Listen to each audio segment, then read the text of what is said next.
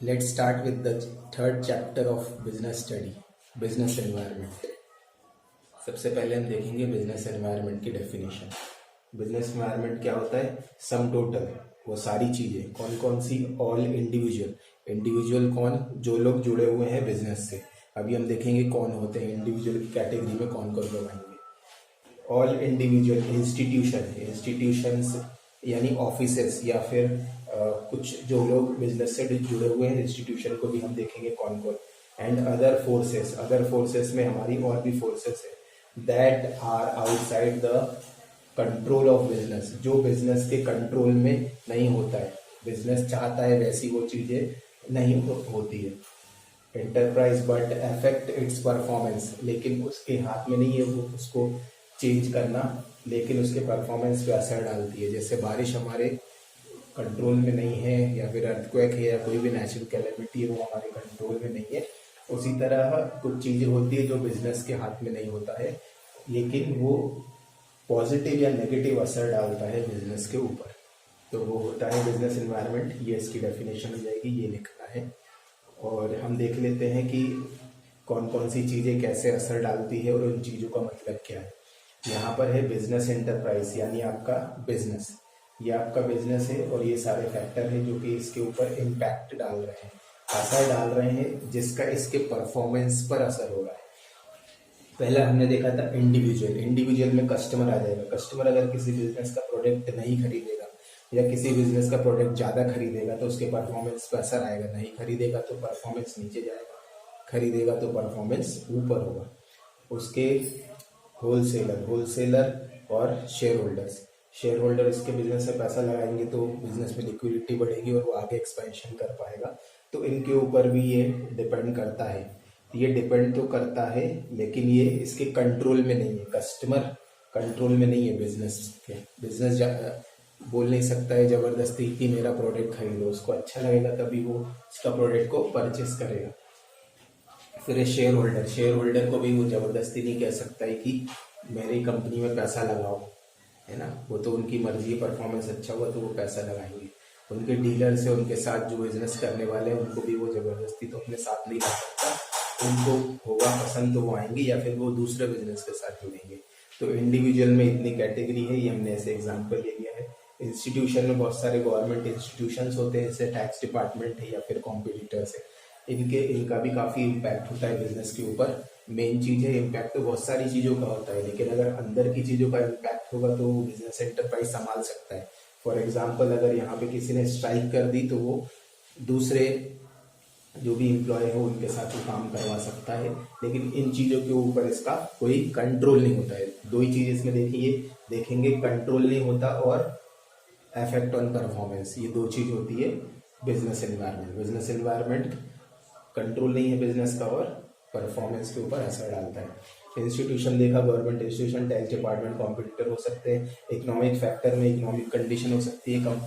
Country की अगर economy down है तो ऐसा नहीं हो सकता बिजनेस ऊपर होगा, बिजनेस भी अपने आप नीचे ही जाएगा।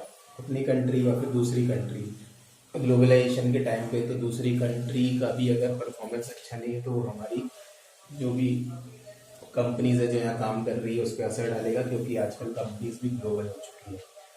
फिर अदर एस्पेक्ट देख लेते हैं। पॉलिटिकल, पॉलिटिकल सिचुएशन अगर किसी कंट्री की अच्छी नहीं है, for example Africa, south Africa में कई ऐसी कंट्री है जहाँ पर अभी बहुत पॉलिटिकल सिचुएशन खराब चल रही है, वहाँ आर्मी ने कब्जा कर लिया है, तो वहाँ के बिजनेस अपने आप परफॉर्म नहीं करेंगे। तो पॉलिटिकल कंडीशन ये तो उसके हाथ में नहीं है, ये तो हो रही है चीज़ें, जो उसका परफॉर्मेंस तो नीचे जा रहा है। तो यही हो जाएगा बिजनेस एनवायरनमेंट। नेक्स्ट है सोशल। सोशल में आपका सोसाइटी का क्या असर होता है, तो वो आपको अपनाते हैं या नहीं अपनाते। फॉर एग्जांपल जो बीफ है, बीफ यानी बफेलो मीट होता है, तो उसका जो है एमसीडी में बर्गर होता है जो कि ऑल ओवर वर्ल्ड सबसे ज़्यादा चलता है, लेकिन इंडिया में सोसाइटी उसका एक्सेप्ट नहीं करती है बीफ का बर्गर। इसीलिए उसको चेंज करके उनको महाराजा बर्गर या आलू टिक्की वगैरह बर्गर बनाना पड़ा।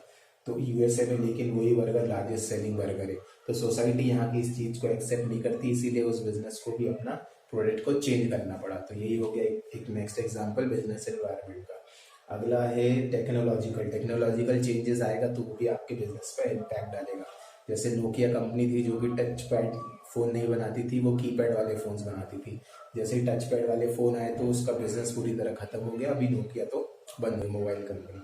इसी तरह टेक्नोलॉजी के साथ आप आगे नहीं बढ़ेंगे तो आपकी कंपनी भी शट डाउन हो सकती है। जैसे अभी 4G के बाद 5G टेक्नोलॉजी आने वाली है। अगर 5G में दूसरी कंपनी से फॉर एग्जांपल एयरटेल या आइडिया, ये लोग अगर 5G में नहीं आती है, 4G में ही रहती है, तो इनका सारा बिजनेस जियो के पास चला जाएगा, जो कि अभी 5G टेक्नोलॉजी में आने वाला है। तो टेक्नोलॉजी का भी होता है, अगर टेक्नोलॉजी चेंज होती है तो बिजनेस को भी अपने आप चेंज होना पड़ता है, और बिजनेस अगर चेंज नहीं हुआ तो अपने आप वो डाउनफॉल की तरफ आएगा या बंद हो जाएगा। तो ये हमने इंट्रोडक्शन चैप्टर में देखा कि what is business environment. Business environment की ये डेफिनेशन इतनी है, ये सारा आपको नोट करना है और अपन इसके आगे देखते हैं नेक्स्ट।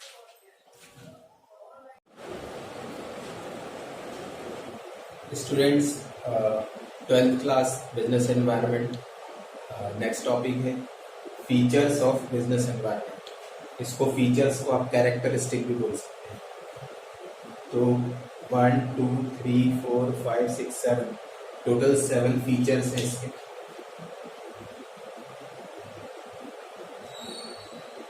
देखते हैं, पहला है टोटलिटी ऑफ एक्सटर्नल फोर्सेस, यानी sum total of all the forces.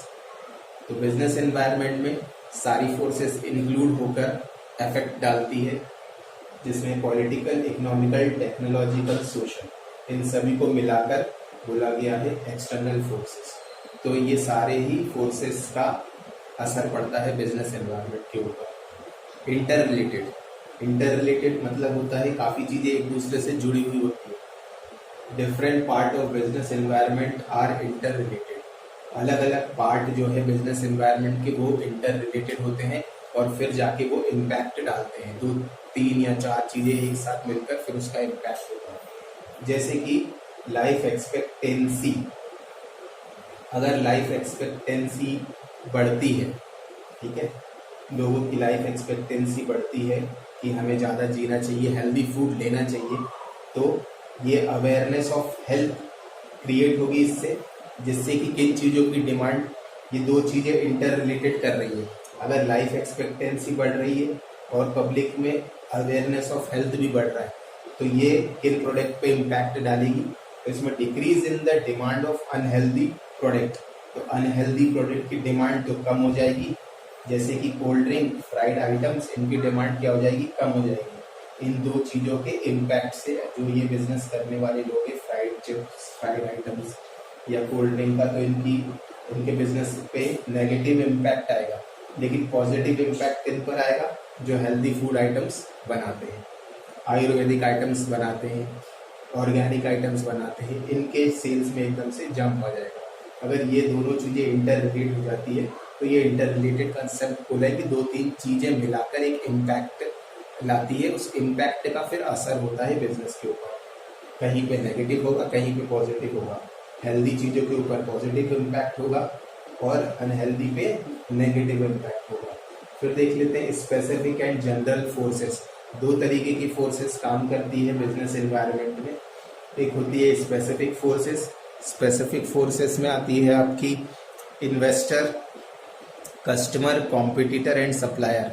ये वो फोर्सेस है जो कि डायरेक्टली बिजनेस से जुड़े हुए हैं, जिनका डे टू डे में मिलना होता है बिजनेसेस से, और ये डे टू डे का इम्पैक्ट डाल सकते हैं। दे इम्पैक्ट डायरेक्टली। फिर एक होता है जनरल फोर्सेस। जनरल फोर्सेस में वो पूरे एरिया को इम्पैक्ट डालता है, उस इम्पैक्ट की वजह से हमारे बिजनेस को भी इम्पैक्ट होता है।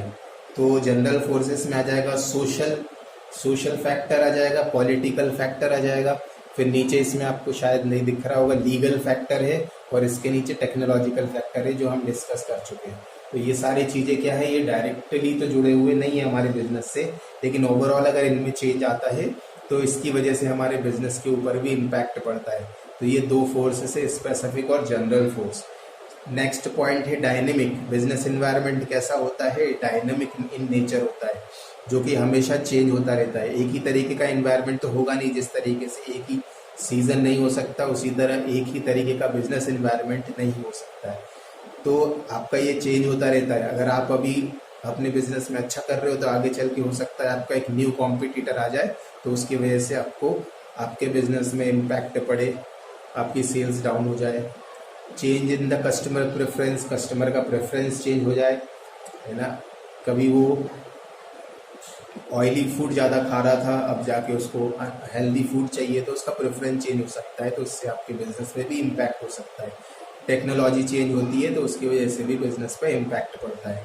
अनसर्टेनिटी है नेक्स्ट, क्या होता है, बिजनेस इन्वायरमेंट अनसर्टेन होता है, यानी इसको प्रेडिक्ट करना बहुत डिफिकल्ट है कि आगे क्या होने वाला है, आगे हमारा सामान कस्टमर खरीदेगा या नहीं खरीदेगा, आगे चल के कोई हमारा कॉम्पिटिटर तो नहीं आ जाएगा, या आगे कोई चेंजेस तो नहीं आ जाएंगे बड़े। जैसे कि फॉर एग्जांपल अभी गाड़ियों में आपका इलेक्ट्रिक व्हीकल्स आने वाली है फ्यूचर में, तो अभी से जो भी पेट्रोल डीजल पे चलने वाली व्हीकल्स है उनके जो भी मैन्युफैक्चरर है उन्होंने प्लान बना लिया कि हमें किस तरीके से इलेक्ट्रिक में आना चाहिए।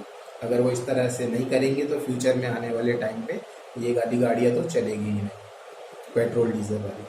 फिर है कॉम्प्लेक्सिटी। कॉम्प्लेक्सिटी मतलब ये बहुत कॉम्प्लेक्स होता है, इसको समझना कि अगर आप को लग रहा है कि आपकी सेल जो डाउन हो रही है तो आप एक फैक्टर को नहीं पकड़ पाएंगे कि इतने सारे जो बिजनेस इन्वायरमेंट या बिजनेस फैक्टर है हमारे पास, उसमें से कौन सा रिस्पॉन्सिबल है हमारे सेल के कम होने के। तो ये डिपेंड होता है बहुत सारी चीज़ों के, ये एक सिंगल फैक्टर के ऊपर रिस्पॉन्सिबिलिटी नहीं होती, इसलिए इसको कॉम्प्लेक्स बोला गया है कि ये 2-3 चीज़ों का या तो मिलकर कोई इम्पैक्ट आता है या किसी एक चीज़ का, पर वो क्या समझना थोड़ा सा मुश्किल हो जाता है कि किस फैक्टर का इम्पैक्ट हमारे बिजनेस पे पड़ रहा है।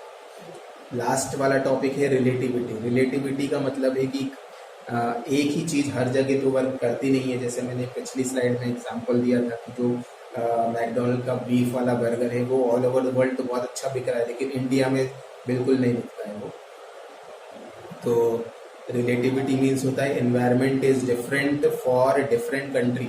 तो हर एक देश का अपना अलग एक एनवायरनमेंट होता है, तो जरूरी नहीं है जो फैक्टर यहाँ पे बिजनेस बढ़ाने के लिए रिस्पॉन्सिबल हो वही सेम फैक्टर आपको दूसरी कंट्री में भी अपने बिजनेस को बढ़ाने के लिए काम आ जाएंगे।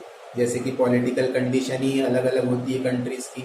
अमेरिका और इंडिया का एग्जाम्पल है, जहाँ तक पॉलिटिकल सिचुएशन है वो तो हमारे इंडिया में स्टेट टू स्टेट भी काफ़ी डिफरेंट है।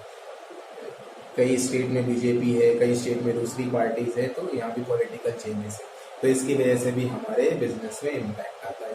तो ये हमने 7 फीचर्स देखे, इसको एज इट इज नोट करना है आपको। बिजनेस एनवायरनमेंट का फीचर्स ऑफ बिजनेस एनवायरनमेंट, इसमें पहला टोटलिटी देखा था, यानी सारे फैक्टर का मिला जुला कर असर होता है। इंटर रिलेटेड मतलब बहुत सारे 2-3 फैक्टर जुड़कर फिर उसका इम्पैक्ट हमें देखने को मिलता है। स्पेसिफिक या जनरल। स्पेसिफिक मतलब होता है जो चीज़ें हम बिजनेसमैन से डायरेक्टली जुड़ी हुई है, और जो चीज़ें इनडायरेक्टली जुड़ी है तो वो जनरल फोर्सेस। डायनेमिक यानी चेंज होता रहता है। फिर आपका अनसर्टेनिटी मतलब फ्यूचर प्रेडिक्ट नहीं कर सकते, तो हम कैसे बता सकते हैं आगे क्या हो सकता है हमारे बिजनेस में।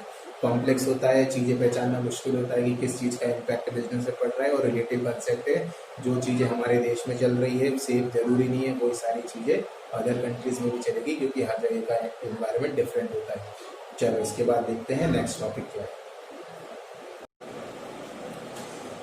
12th बिजनेस स्टडी का नेक्स्ट टॉपिक है, चैप्टर है business environment, chapter 3 importance of business environment.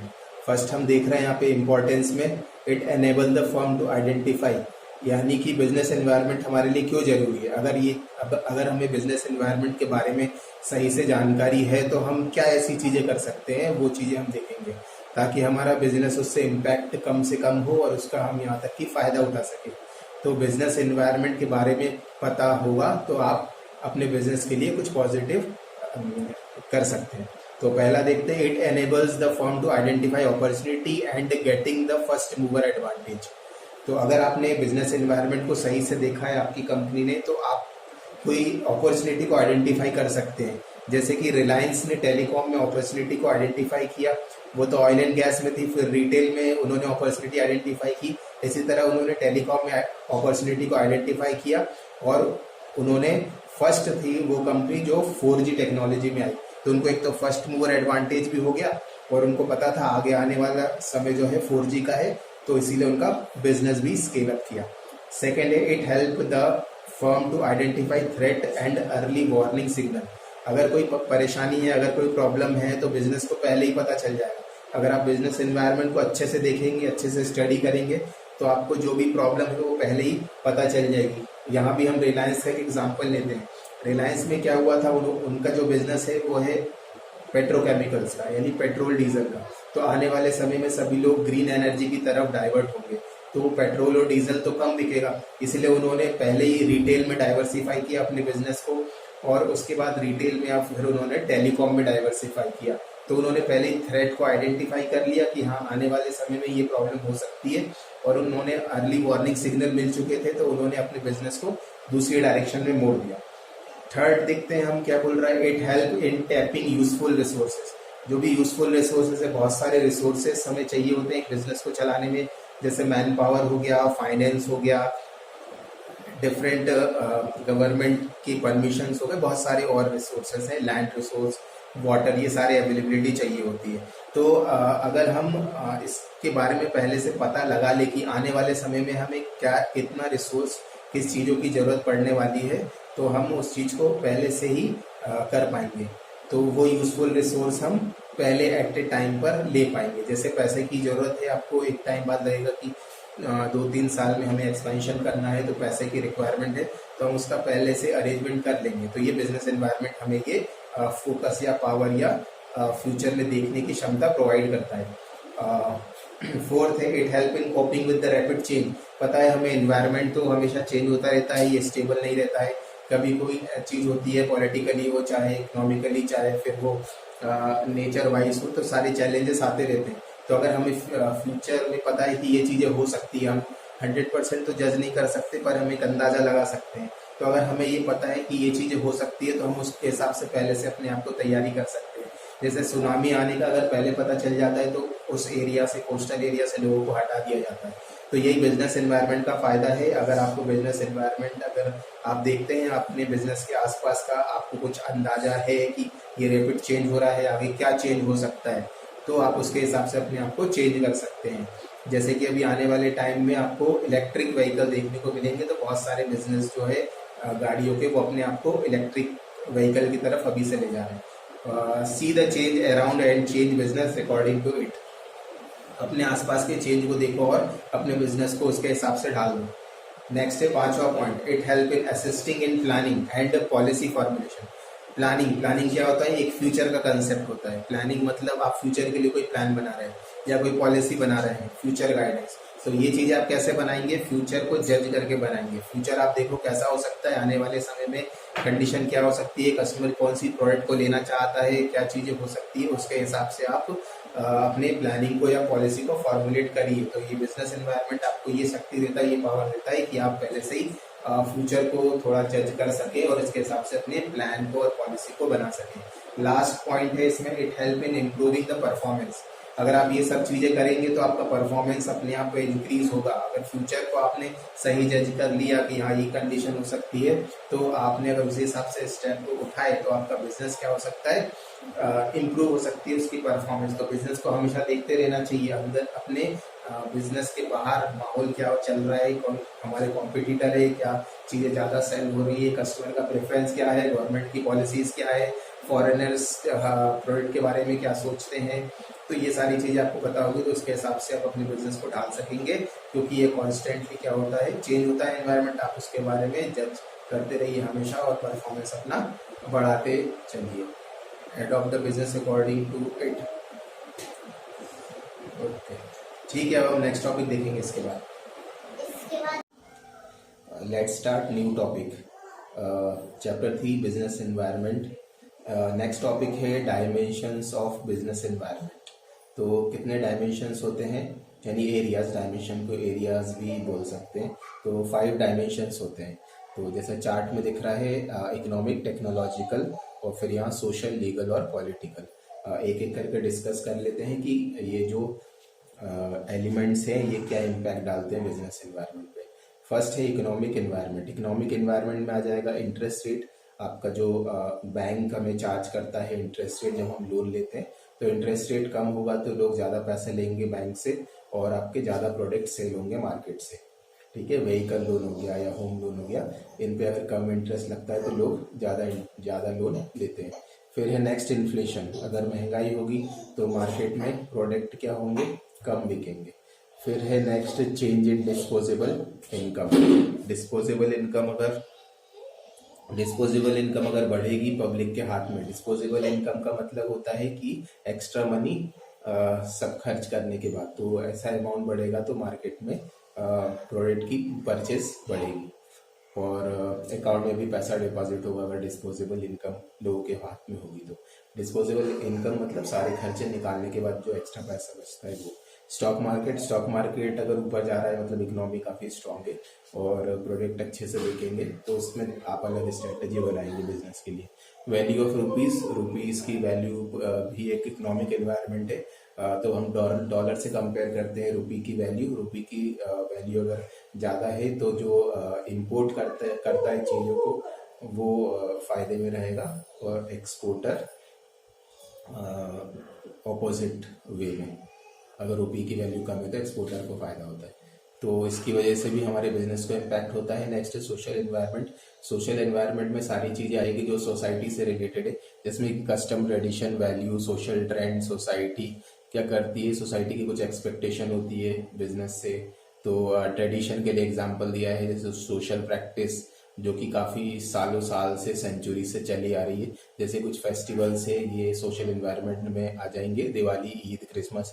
इनमें क्या होता है, इस टाइम पर ऐसे प्रोडक्ट की डिमांड ज़्यादा होती है जो इन फेस्टिवल से रिलेटेड है। जैसे कि अपॉर्चुनिटी किसके लिए बन जाती है यहाँ पर, ग्रीटिंग कार्ड्स वगैरह ज़्यादा सेल होंगे, स्वीट्स हो गया, चॉकलेट हो गया या कॉन्फेक्शनरी आइटम हो गया, ये सारी चीज़ें। और एक और सोशल एनवायरनमेंट का एग्जाम्पल है हेल्थ एंड फिटनेस। शहरों में ज़्यादा हेल्थ एंड फिटनेस पे जोर दिया जाता है, तो यहाँ पर क्या होता है, काफ़ी सारे जिम वगैरह खुलते हैं, जिम की बिजनेस के लिए ज़्यादा अपॉर्चुनिटी होती है और हेल्थी फूड या ऑर्गेनिक फूड की अच्छी डिमांड होती है और सप्लीमेंट्स की भी डिमांड होती है। तो चलिए इसके बाद हम नेक्स्ट थर्ड देखेंगे। नेक्स्ट हम थर्ड वाला देखेंगे, टेक्नोलॉजिकल एनवायरनमेंट। टेक्नोलॉजिकल एनवायरनमेंट में साइंटिफिक इम्प्रूवमेंट है, इनोवेशन है। जैसे कि आजकल मोबाइल पे एड्स का काफ़ी ज़्यादा हम लोग काफ़ी ज़्यादा मोबाइल्स के ऊपर आजकल ऐड देखते हैं, जैसे सोशल मीडिया प्लेटफॉर्म पे। तो इनकी अलग से कंपनी स्टैब्लिश है, आजकल एडवर्टाइजिंग का तरीका भी बदल गया है। तो जैसे जैसे टेक्नोलॉजी आगे चेंज होती जाएगी, सारे तरीके या फिर वे ऑफ बिजनेस, यानी ऑनलाइन आजकल शॉपिंग ज़्यादा हो गया है ऑफलाइन से, या फिर लेज़र वगैरह आ गया है आजकल कैंसर वगैरह के ट्रीटमेंट के लिए। रोबोटिक्स आ गई है, जिससे कि आप मैन्युफैक्चरिंग सेक्टर में आप देखेंगे रोबोटिक्स का इस्तेमाल करते हैं व्हीकल मैन्युफैक्चरिंग में। फिर कंप्यूटर तो पता ही है, हर जगह कंप्यूटर आ गया। तो एक ये इन्वायरमेंट है, टेक्नोलॉजिकल इन्वायरमेंट, जो कि एक बिजनेस इन्वायरमेंट का एक पार्ट है। नेक्स्ट है fourth, political environment. Political environment कैसा होना चाहिए, जिस कंट्री में स्टेबिलिटी होती है, यानी जैसे अभी मोदी गवर्नमेंट है जो कि पूरे 5 साल तक के लिए हम सोच सकते हैं कि ये 5 साल के पहले तो नहीं गिरेगी। जैसे मिला जुला कर जो गवर्नमेंट बनाई जाती थी उसका कोई भरोसा नहीं होता था वो कब तक टिकने वाली है। उनके बीच में कुछ डिसएग्रीमेंट हो जाते थे तो बीच में ही वो गवर्नमेंट फॉल हो जाती थी। तो एक स्टेबल एनवायरनमेंट जिस भी कंट्री में रहेगा वहाँ पे बिजनेस आना पसंद करेगा। जैसे भी बाहर से काफ़ी कंपनीज हमारे इंडिया में आई है, एप्पल, गूगल, ये सारी मल्टीनेशनल कंपनीज हमारे इंडिया में आई क्योंकि अभी उनको पॉलिटिकल एनवायरनमेंट काफ़ी स्टेबल लगा। तो अभी तो 10 साल होने वाले हैं, तो जितना पॉलिटिकल स्टेबिलिटी होती है, क्योंकि क्या होता है नई गवर्नमेंट आती है, उसकी नई पॉलिसी होती है, बिजनेस को लेकर नए लॉस बनाए जाते हैं, तो उससे फिर बिजनेसमैन को एक अनसर्टेनिटी रहती है। तो एक पॉलिटिकल एनवायरनमेंट कैसा होना चाहिए, स्टेबल होना चाहिए, शांति होनी चाहिए, देश में पीस होना चाहिए, है ना। इंडिया में जैसे एरियाज में पीस है वहाँ पर ज़्यादा इंडस्ट्री ग्रो करती है। फिर एटीट्यूड ऑफ गवर्नमेंट का एटीट्यूड क्या होना चाहिए टुवर्ड बिजनेस। तो गवर्नमेंट ऐसी होना चाहिए जो कि बिजनेस को बढ़ावा देने वाली गवर्नमेंट हो, तो ऐसी जगह पे बिजनेस ज़्यादा जाना पसंद करते हैं। जैसे दुबई है, दुबई की गवर्नमेंट बहुत ज़्यादा बिजनेस को बढ़ावा देती है, वहाँ पे टैक्सेस भी नहीं लगते, आप बिजनेस सेटअप करते हैं तो, और परमिशन वगैरह भी इसीलिए मिल जाती है। फिर एक पॉलिटिकल इन्वायरमेंट में आ जाएगा, स्टेबिलिटी इन गवर्नमेंट अगर होती है तो वही अपन ने डिस्कस किया, कॉन्फिडेंस होता है इन्वेस्टर के भी अमंग इन्वेस्टर, तो वो आपकी कंट्री में इन्वेस्ट करते हैं, फॉरेन इन्वेस्टर भी आपकी कंट्री में इन्वेस्ट करते हैं। नेक्स्ट फिफ्थ है लीगल इन्वायरमेंट। लीगल मतलब आपको सारे कानून के बारे में पता होना चाहिए, तभी आप उस कंट्री में आप अपने अच्छे तरीके से बिजनेस को सेटअप कर सकते हैं। जैसे कि हमने नीचे कुछ लॉज दिए हुए, आप अगर एक कंपनी के ओनर है या फिर उसमें एक मैनेजमेंट में बैठे हैं तो आपको ये लॉज के बारे में थॉरली पता होना चाहिए। जैसे कंपनी एक्ट 2013 क्या है, फेमा एक्ट क्या है 1947। ये फेमा एक्ट जो है वो एक्सपोर्ट इंपोर्ट से रिलेटेड एक्ट है। फैक्ट्री एक्ट है 1948 की, पोल्यूशन कितना होना चाहिए, फैक्ट्री कितना पोल्यूशन के कंट्रोल के लिए क्या करना चाहिए, वो सारे इस एक्ट में दिए हुए हैं। Trade union act 1926। तो आपको सारे उस कंट्री के, क्योंकि आप सिर्फ इंडिया की बात नहीं कर रहे हैं, आप कहीं और भी बिजनेस लगा सकते हैं, तो उस कंट्री के जो एक्ट है, जो लीगल सिस्टम है, जुडिशरी कैसे काम करती है, गवर्नमेंट के लॉ कैसे बनते हैं, उसके बारे में भी आपको जानकारी होनी चाहिए। तब आप उस बिजनेस को अच्छे से रन कर सकते हैं। नहीं तो आप किसी न किसी एक्ट का अगर उल्लंघन करते हैं तो फिर आपको पनिशमेंट हो सकती है। तो चलिए इसके बाद हम देखेंगे नेक्स्ट टॉपिक क्या है अपना। नेक्स्ट टॉपिक है चैप्टर 3 बिजनेस एनवायरनमेंट का, इकोनॉमिक एनवायरनमेंट इन इंडिया। तो इंडिया में किस तरीके का इकोनॉमिक एनवायरनमेंट है, इसकी बात करते हैं। पहला, इकोनॉमिक स्ट्रक्चर कैसा है इंडिया का? मिक्स्ड इकोनॉमी है, जहां पर प्राइवेट सेक्टर और पब्लिक सेक्टर, मतलब प्राइवेट इंडिविजुअल या फिर गवर्नमेंट या सरकार, इनका सेक्टर दोनों मिलकर काम करता है। ठीक है। सेकेंड है इकोनॉमिक पॉलिसीज। इकोनॉमिक पॉलिसीज बनाई हुई है इंडिया ने ताकि बिजनेस को ग्रोथ मिल सके, जैसे इंडस्ट्रियल पॉलिसी, मॉनेटरी पॉलिसी या physical policy. Monetary policy interest rate से रिलेटेड है। और नेक्स्ट है टैक्स। फिजिकल पॉलिसी जो है वो टैक्स या गवर्नमेंट की स्पेंडिंग या सेविंग से रिलेटेड होती है। तो ये भी इंडिया ने बनाई हुई है ताकि अपना बिजनेस एनवायरनमेंट अच्छा रहे। इकोनॉमिक प्लानिंग है, हर 5 साल में एक प्लानिंग बनती है कि हमको किस डायरेक्शन में मूव करना है, कैसे अपने बिजनेसेस को आगे लेके जाना है। एनुअल बजट पेश होता है इंडिया में, इससे पता चलता है कौन सा सेक्टर आगे बढ़ रहा है, कौन सा सेक्टर वीक है। उसके बाद इंफ्रास्ट्रक्चर फैसिलिटी इंडिया में प्रोवाइड की गई है बिजनेसेस को, जैसे कि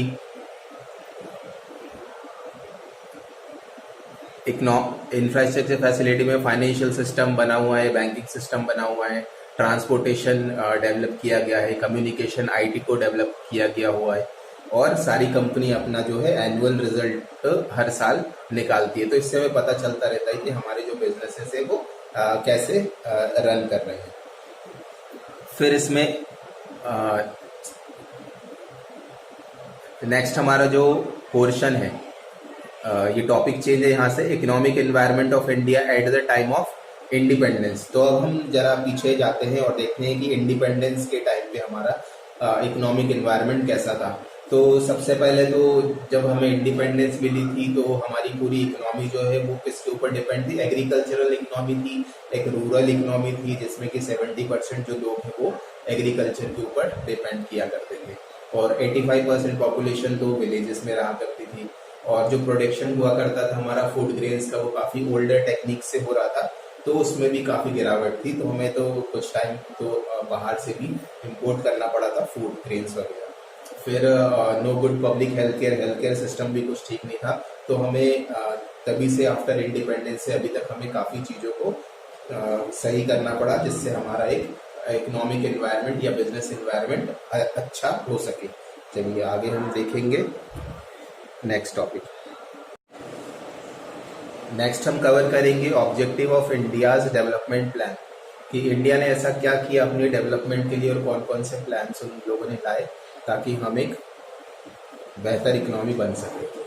तो पहला है rapid economic growth. Economic growth किस तरीके से फास्ट की जाए, राइज स्टैंडर्ड ऑफ लिविंग, लोगों का लिविंग स्टैंडर्ड कैसे सुधारना है, रिड्यूस अनएम्प्लॉयमेंट, एम्प्लॉयमेंट को कम करने का के बारे में सोचना था, पॉवर्टी कम करने के बारे में सोचना था। फिर है इसके लिए क्या हो सकता था, सेल्फ रिलायंट। सेल्फ रिलायंट मतलब हम दूसरी इकोनॉमी पे डिपेंड न रहे, अपनी नीड के लिए हम सारी चीजें बाहर से ही ना मंगाते जाए, हम अपनी कंट्री में भी कुछ चीजें बनाएं।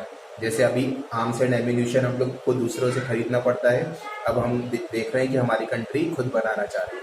तो उस टाइम ही आफ्टर इंडिपेंडेंस हमने सोच लिया था कि हमें सेल्फ रिलायंट बनना है, और काफी सारे प्रोडक्ट हम खुद अभी बनाने भी लगे। स्ट्रॉन्ग इंडस्ट्रियल बेस, एक इंडस्ट्रियल बेस तैयार करना जिसमें कि फोकस किस पे रहे, हैवी और बेसिक इंडस्ट्रीज पे, जिसमें आपका heavy turbines and railway lines और ये सब के ऊपर ज्यादा फोकस रखा गया।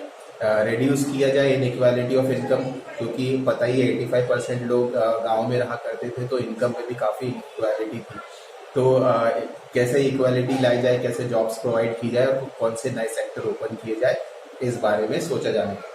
Adopt socialist pattern of development. Socialist pattern का मतलब है लोगों के बारे में ध्यान देना, यानी इक्वालिटी के बारे में ध्यान देना, ना कि एक ही ग्रुप ऑफ पीपल को आगे बढ़ाते जाना। सभी के बारे में सोचना कि सभी कैसे ग्रोथ कर सके। Prevent exploitation of man. किस तरीके से एक्सप्लॉयटेशन को रोका जाए कि आपको घंटों घंटों काम करवाया जा रहा है पर पैसा उतना नहीं दिया जा रहा है, तो सारी चीज़ों के बारे में सोचना। फिर यहाँ पे हमारा नेक्स्ट पोर्शन चालू होता है न्यू इकोनॉमिक पॉलिसी 1991 तक आते आते हम लोगों को काफ़ी सारी क्राइसिस देखनी पड़ी। जैसे कि पहला था serious foreign exchange crisis. Foreign exchange crisis का मीनिंग है हमारे पास डॉलर ही नहीं बचा था। डॉलर नहीं होगा तो हम बाहर से कोई भी सामान नहीं परचेज कर सकते, क्योंकि डॉलर देकर ही हम लोग ऑयल वगैरह या बाकी चीज़ें परचेज करते थे। तो इसके अंदर हमारे पास काफ़ी क्राइसिस हो गया था। तो ये रीज़न से, इनके कारण हमें एक नई इकोनॉमिक पॉलिसी लानी पड़ी 1991 में। और सेकेंड रीज़न था ये न्यू इकोनॉमिक पॉलिसी लाने का कि हाई गवर्नमेंट डेफिसिट हो गया था। डेफिसिट मतलब होता है हमारी जो इनकम हो रही थी कंट्री से, वो काफ़ी कम थी हमारे लोन्स के अगेंस्ट में। हमारे लोन ज़्यादा थे और हमारी इनकम कम थी, इसको कहा जाता है डेफिसिट। फिर है राइजिंग प्राइसेस ऑफ कमोडिटी के प्राइसेस भी राइज हो रहे थे, क्योंकि हमारे यहाँ नए मेथड्स नहीं डेवलप हुए थे एग्रीकल्चर प्रोडक्शन के, इसीलिए ऑब्वियसली प्राइस सारी चीज़ों में राइज हो रहे थे। तो गवर्नमेंट ने क्या किया न्यू इकोनॉमिक पॉलिसी में, वो देख लेते हैं। इसमें हमें 5 पॉइंट्स देखने हैं। पहला है government reduce licensing company to 6। पहले हमें पता है कंपनी लगाने के लिए गवर्नमेंट के पास जाके लाइसेंस लेना पड़ता था। अब उन्होंने प्राइवेट के लिए पूरा ओपन कर दिया, कोई भी फैक्ट्री कोई भी कंपनी लगा सकते थे बिना लाइसेंस। सिर्फ 6 इंडस्ट्री ऐसी रखी कि जिसमें लाइसेंस की जरूरत पड़ती थी, जिसमें कि केमिकल और ये सारी इंडस्ट्री आती है। और बाकी इन्होंने फ्री कर दिया कि आप अपना बिजनेस ओपन कर सकते हैं बिना किसी हर्डल के, बिना किसी लाइसेंस लिए। सेकंड इसमें है अलाउ किया गया प्राइवेट सेक्टर को, जो कि पहले अलाउड नहीं था। पहले सारी हमको देखने मिलेगी गवर्नमेंट कंपनीज ऑपरेट करती थी सारे बिजनेस को, लेकिन बाद में न्यू इकोनॉमिक पॉलिसी 1991 के तहत हमने प्राइवेट सेक्टर को भी अलाउ किया, और आज हम देख रहे हैं कि ज़्यादा प्राइवेट सेक्टर ही दिखता है। डिसइन्वेस्टमेंट अलाउ किया गया, जो फैक्ट्री चल रही थी गवर्नमेंट कंपनीज उसको सेल आउट किया गया, और जो अच्छी कंपनीज है उसमें भी शेयर्स को सेल कर और पैसे को लाया गया और उसकी इक्विटी को शेयर किया गया आम पब्लिक से। तो वो है डिसइन्वेस्टमेंट।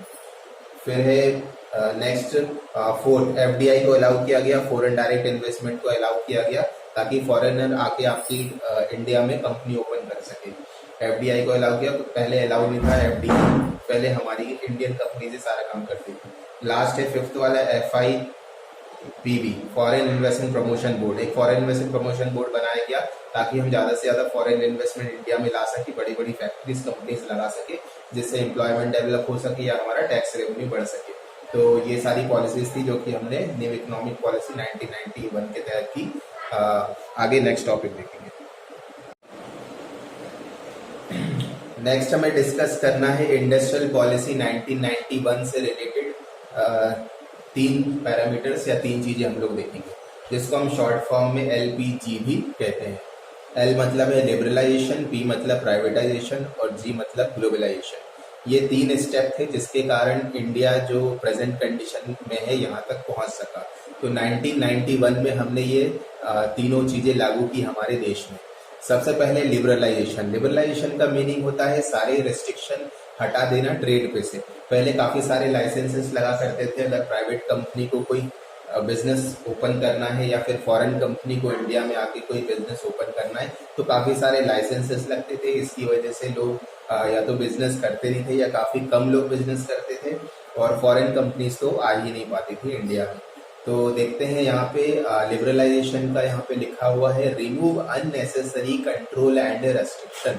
अननेसेसरी जो आपने कंट्रोल लगा के रखा हुआ है बिजनेस के ऊपर, और रेस्ट्रिक्शन यानी पहले सारे बिजनेसेस जो है वो गवर्नमेंट के कंट्रोल में, गवर्नमेंट की ओनरशिप में हुआ करते थे।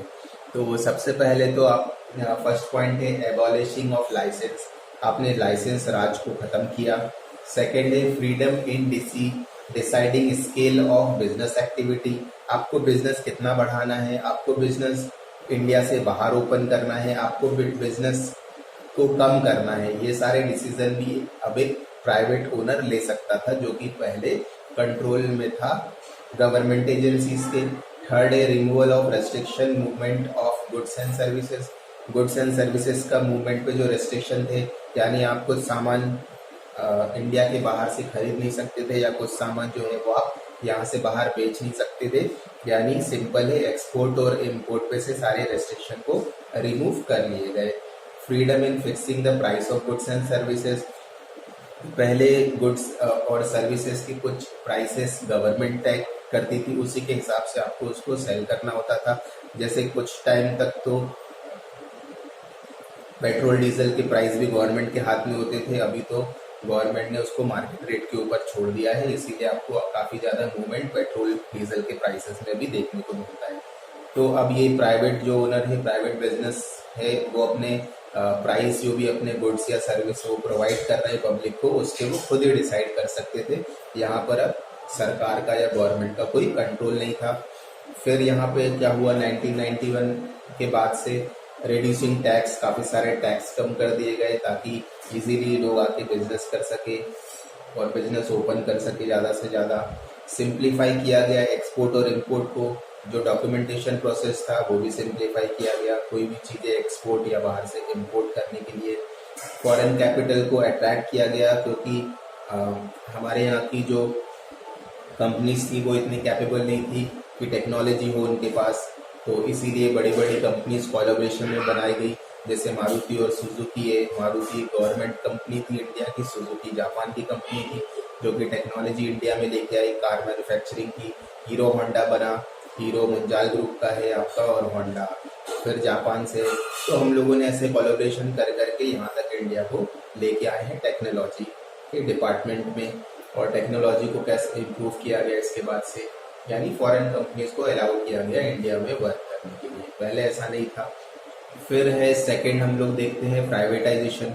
प्राइवेटाइजेशन का मतलब होता है कि गवर्नमेंट अपनी कंपनी में सिर्फ 51% ओनरशिप रखेगी, बाकी जो है वो पब्लिक को उसको सेल करना होगा। तो इसकी वजह से क्या हो गया कि पब्लिक भी ओनर बन गई गवर्नमेंट कंपनीज की, और उसमें आपका मैनेजमेंट भी कुछ इंक्लूड किया गया प्राइवेट सेक्टर से।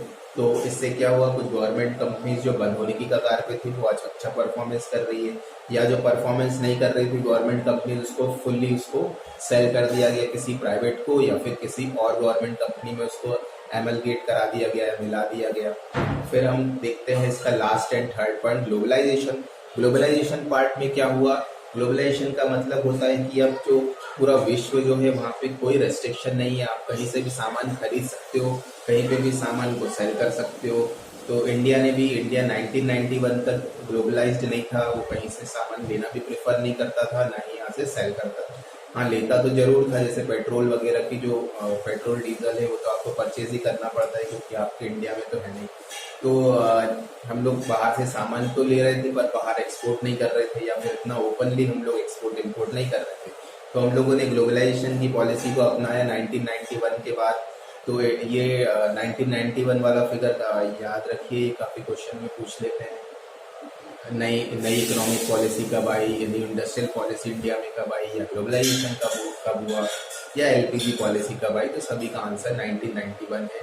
ग्लोबलाइजेशन में क्या है, opening economy for the world, दुनिया के लिए अपनी इकोनॉमी को ओपन कर देना। Easy to do business outside the country, देश के बाहर भी आसानी से काम करना, और फॉरेन इन्वेस्टर को बाहर इन्वेस्ट करने में हेल्प करना इंडिया में, और इजी इंपोर्ट एक्सपोर्ट हो जाता है इसकी वजह से। और ये कोट है, ग्लोबलाइजेशन की वजह से क्या हुआ है, world is a global village. अब दुनिया एक ग्लोबल विलेज है, आप कहीं से भी सामान परचेज कर सकते हैं, कहीं भी सामान सेल कर सकते हैं। चलिए इसके बाद हम नेक्स्ट टॉपिक देखेंगे, chapter number 3 business environment, last topic है चैप्टर का। इसमें देखते हैं impact of government policy changes on business and industry. जो हम लोगों ने 1991 में जो पॉलिसी चेंज किया, हमारा एलपीजी पॉलिसी लेके आए, उसकी वजह से इंडिया में क्या हुआ जो कि अभी तक चला आ रहा है। तो पहली चीज जो हुई वो इंक्रीज इन कंपटीशन, बहुत से नए नए प्लेयर्स आ गए एक ही बिजनेस में, इससे कंपटीशन इंक्रीज हुआ। तो कंपटीशन इंक्रीज होना तो अच्छी बात है, पब्लिक को अच्छा सामान मिलेगा और सस्ते रेटों पर सामान मिलेगा। जिस तरीके से टेलीकॉम में हुआ था, जियो आ गया कंपटीशन में और इंटरनेट के रेट इतने नीचे आ गए। तो पहली चीज हुई इंक्रीज इन कंपटीशन। उसके बाद इतने सारे कंपटीशन है, इतने सारे प्रोडक्ट है, तो कस्टमर भी डिमांडिंग हो गया। जो अच्छा प्रोडक्ट देगा उसी से कस्टमर सामान खरीदेगा और कस्टमर अब अपनी प्रेफरेंस को बता सकता था। उसी तरीके से अब मैन्युफैक्चरर को अपना प्रोडक्ट को प्रोडक्शन करना पड़ता। तो मोर डिमांडिंग कस्टमर हो गया। आज भी वही चीजें हैं। Rapidly changing technological environment, technology बहुत रैपिडली चेंज हो रही थी। यहाँ पे अपने आप को नई टेक्नोलॉजी, नई मशीन और नई नई टेक्निक्स से अपने जो भी प्लांट्स थे उनको चेंज करना था, नई टेक्नोलॉजी लेके आनी थी, तभी आप ये जो इतना बड़ा चेंज हो रहा था उसमें आप पार्टिसिपेट कर पाते। तो टेक्नोलॉजी में भी काफी चेंज हुआ। हम लोग जर्मनी या जापान से नई नई मशीन्स लेके आए इंडिया में और नए नए प्लांट्स को ओपन किया गया। नेसेसिटी फॉर चेंज, तो चेंज की जरूरत पड़ी। पुरानी पॉलिसी जो चली आ रही थी वो अब नहीं चलेगी। अब गवर्नमेंट को अब भी अपनी नई नई पॉलिसीज को बनाना पड़ा जो कि ग्रोथ के सपोर्ट में हो। ऐसी पॉलिसी को डेवलप किया गया बाद में जाके। फिफ्थ पॉइंट है need for developing human resource. अब ह्यूमन रिसोर्स तो हमारे यहाँ टेक्निकल था नहीं, उनको ट्रेन करना बहुत बड़ा एक चैलेंज था जो कि कंपनीज ने ही इस चीज को किया। अपने यहाँ पे ह्यूमन रिसोर्स को रिक्रूट करके उसको ट्रेनिंग वगैरह भी दी, किस तरीके से काम किया जाता है नई मशीन के साथ या फिर अदर चीजों में। फिर देखेंगे मार्केट ओरिएंटेशन। मार्केट ओरिएंटेशन क्या है? पहले क्या होता था, पहले कोई भी सामान बना दिया जाता था और मार्केट में डाल दिया जाता था सेल करने के लिए, क्योंकि इतना ज्यादा कंपटीशन था नहीं। तो वो मार्केट, अगर साबुन है तो एक ही ब्रांड है, तो कोई भी साबुन बनाकर किसी भी क्वालिटी का मार्केट में डाला जाएगा, तो कस्टमर हैड नो चॉइस, तो उनको खरीदना ही पड़ेगा।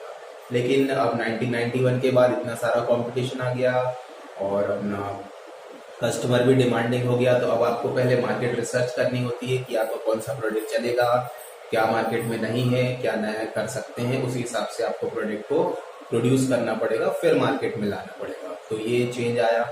फिर लास्ट चेंज है इसमें loss of budgetary support to the public sector. Public sector जो सरकारी कंपनियां थी वो इतना अच्छे से चल नहीं पाती थी, हमेशा उनको गवर्नमेंट से पैसा लेना ही होता था।